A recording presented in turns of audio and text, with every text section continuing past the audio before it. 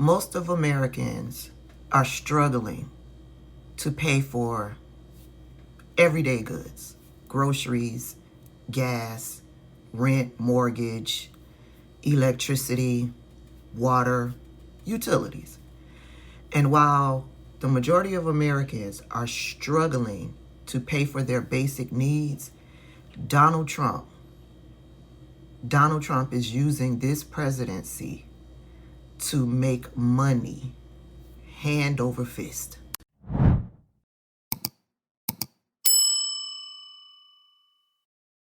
Just before Donald Trump took office in 2025, Trump branded cryptocurrency $Trump token was put out there. Trading in the $Trump meme coin generated about $350 million in fees and dollar-pegged crypto for entities tied to Trump. One analysis estimates Trump personally likely cleared around $100 to $110 million after taxes from his token alone. And then after that, Melania released her own token, but we're going to keep it to Donald Trump. After that, in regards to World Liberty Financial, which is related to crypto, a House Judiciary Democratic memo drawing on Reuters said Trump family crypto ventures, primarily World Liberty and $Trump, that's the meme coin, produced over $800 million in income in just the first half of 2025. Let's continue.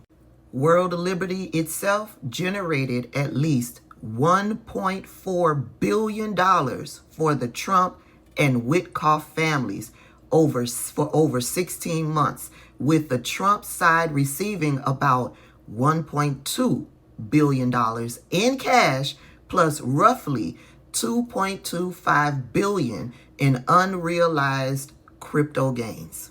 And the dough keeps rolling in by way of the presidency for Donald Trump. UAE stake sale in World Liberty. An Emirati buyer acquired 49% of World Liberty for $500 million, of which the Trump family reportedly took in about $187 million in immediate cash. Forbes describes this as an incredible deal for Trump, far richer than what the fundamentals alone would justify. Trump-linked ventures. The overall crypto income for these Trump-linked ventures. Public reporting synthesized by congressional investigators estimates more than $800 million in crypto asset income into Trump family pockets by mid-2025, with total crypto-related holdings valued in the low to mid-tens of billions of dollars at its peak. One progressive tracker estimates that crypto and Trump media added at least $7.5 billion in paper net worth gains since early 2024. So yeah, before he even took office, Donald Trump has started making money off the presidency, off his win of the presidency. There's more. We're going to go into his overseas real estate income that he's made since the beginning of his second term. Crew projects Trump's income from overseas developments during his second term alone is set to exceed $400 million and likely top $430 million, more than double what he made from foreign properties in his first term. In 2024, just before and after the election, foreign property income hit a record $101 to $109 million in a single year, a level that, if sustained, would replicate that $400 million plus over the next few years. Total 4 years. New foreign licensing and Gulf leaked deals that Donald Trump has made that will bring in money for him. Crew and investigative reporting point to huge new licensing deals in the UAE and Gulf states alone, generating over $20 million in fees from just a couple of recent projects on top of existing foreign income streams. This is from 2014 to 2024, Donald Trump disclosed at least $430 million, possibly well over $530 million from foreign developments. Projections suggest he may roughly double that during his current term. Then it goes into talking about how Donald Trump uses his properties for political and governmental and other influential events. Open Secrets documents tens of millions of dollars flowing from political committees and ally groups to Donald Trump's properties over his political career. In the second term, these bookings are continuing and expected to add many millions more in revenue. Specifically, 2025 to 2026 totals are still being compiled, but sit in the multi-million-dollar range. And because Donald Trump still owns the businesses, these payments are effectively direct income, not arm's length investments. Because he didn't separate himself from the business. He didn't do it in 2016 either. Goes into Trump Media, Truth Social, and the AI Fusion Data Center merger. Trump's stake in Trump Media and Technology Group was valued at roughly $2 to $3 billion at its peak in 2025. Even after stock declines, his position remained worth well over $1 billion. A proposed merger with Nuclear Fusion AI Data Center Company implied a combined valuation around $6 billion, potentially boosting Trump's media and tech-related holdings by hundreds of millions to low billions on paper. All of the products that he sells, the Bibles, the MAGA caps, the t-shirts. Trump's 2025 financial disclosure lists about $3 million in income from a single Bible deal sold via an Allied Musicians website. Add to that several million more from branded sneakers, watches, fragrances, guitars, and books. Public estimates put total merch income in the low to 8-figure range. Tens of millions of dollars, which you combine all product lines from 2024 to 2025. Donald Trump's overall net worth increase since returning to office? Well, Forbes and others estimate Trump's net worth more than doubled in roughly 1 year, from around 2.5 to 3.5 billion pre-election to 5 to 7+ billion by late 2025, largely due to crypto and media positions. One policy think tank pegs his net worth increase attributable to these ventures at about $7.5 billion, much of it unrealized but directly tied to his status as president and to ventures created or turbocharged after his 2024 win.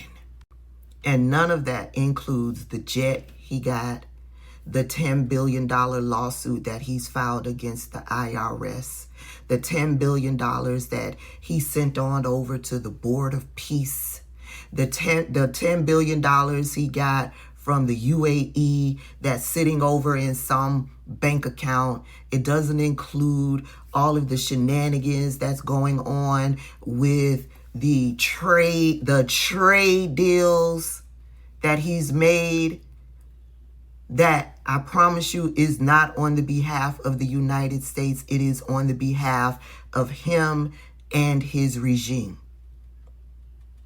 None of that includes all of this other shiesty shit that's going on. The money that they are now withholding in Medicare funds from Minnesota, what are they doing with those funds?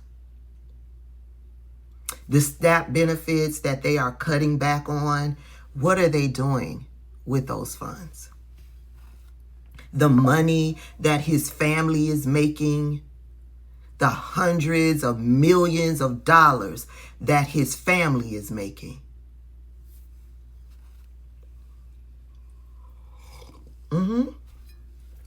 Meanwhile, this is what's happening to regular, everyday, hardworking people.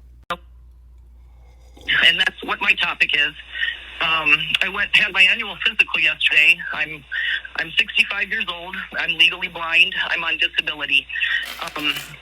I went to my doc and I lost 28 pounds in the last year.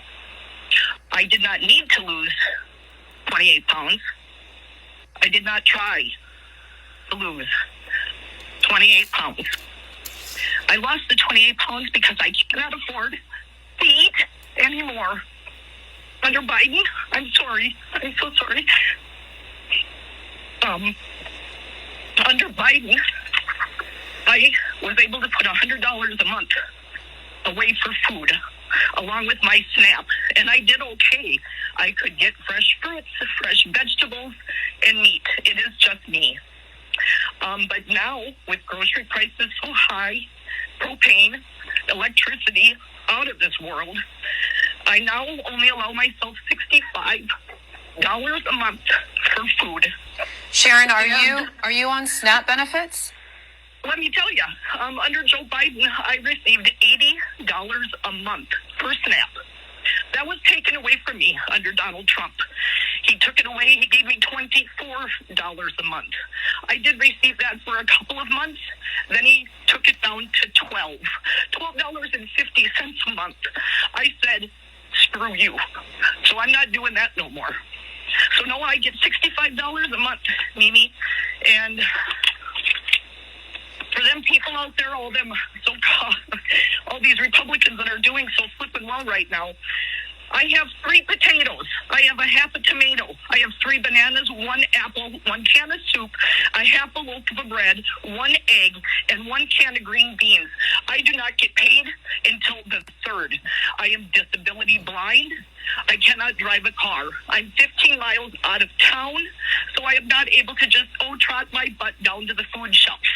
I used to volunteer at the food shelf. I can't even do that anymore. I don't understand. I'd like somebody to explain to me, why is it always the poor people that are helping the poor people? I don't understand. But what I want to say, Mimi, is that it's really close to coming, like that man said, the end is coming near, and it can't be any more true for me.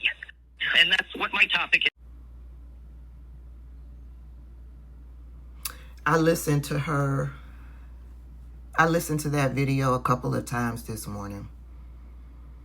And each and every time, all I can think about is, who did she vote for?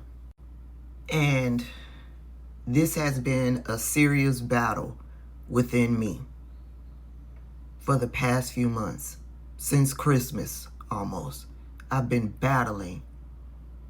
I don't want to become a person that lacks empathy. And I saw myself heading down that road with all of the fuck around and find out videos and I told you so videos. I saw myself heading down that road. And in the new year, I decided I was going to pull back from that, because my mind was really in a battle.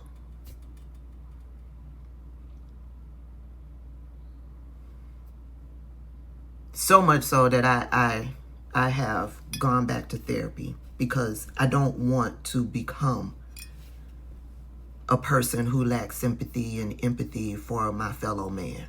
I don't want to become that. But I ain't there yet. So when I listen, every time I listen to that video, I just kept asking, who did she vote for? It was all fun and games when Donald Trump was dehumanizing immigrants and black people. It was all fun and games. It was all fun and games when he was disrespecting and denigrating members of the LGBTQIA plus community.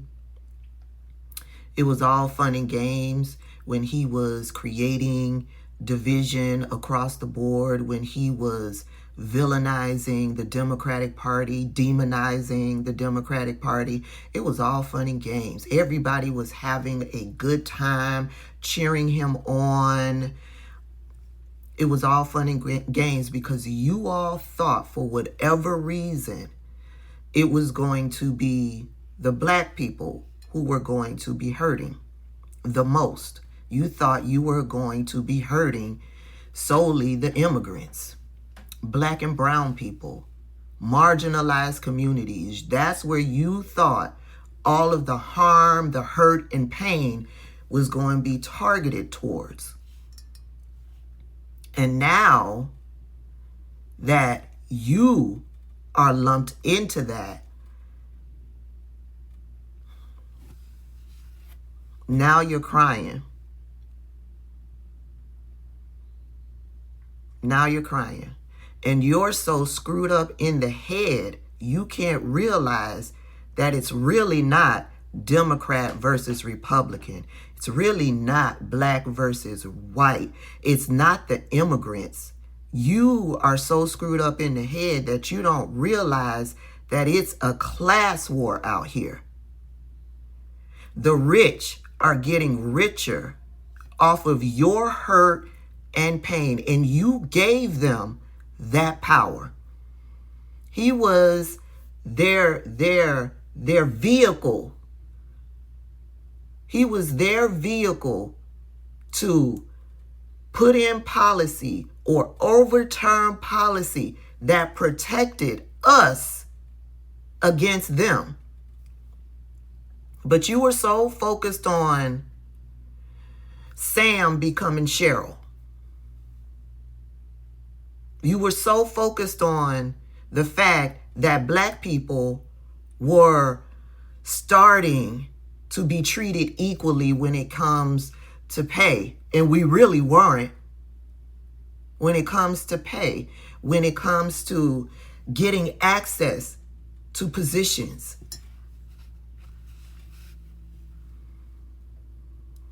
That's what you were focused on. You were focused on making black people get back in the fields and becoming subservient to you because you feel you are superior in all aspects and you are due all of the finer things simply because you're white.